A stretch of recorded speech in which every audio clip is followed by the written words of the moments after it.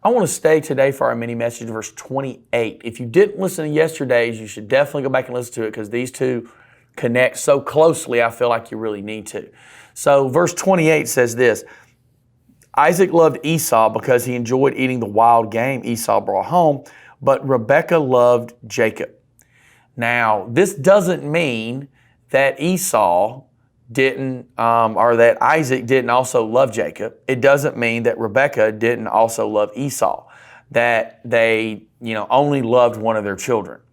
What it's talking about here is the degree of favoritism is what's happening. They played favorites, and it does not turn out well. Playing favorites in families with children never leads to good things, and it won't lead to good things in this one either. So here you have Isaac, who kind of loved the wild at heart Esau that went out hunting. Specifically, it says he liked the food he brought back. So the way to a man's heart is through his stomach. That's true when your son's bringing home some good food. He's bringing home some deer.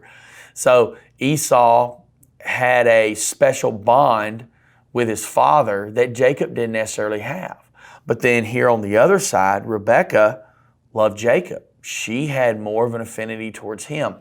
And now showing this favoritism is going to do absolutely nothing but cause problems in this family. And what will be even more interesting to me is that as this develops over time and as we even move through generations, we're going to see it happen again.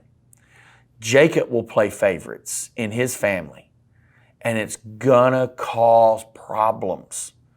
So here we're going to see what I view as a sin passed down. And that's how sin works a lot of times. It's not there's necessarily a generational curse kind of situation. It's that the sin that we grow up with and see in our families and in our lives, in our adulthood, we're so prone to mimic. And we should never show favoritism between our children. I'm very fortunate. I have one child, so she has to be the favorite.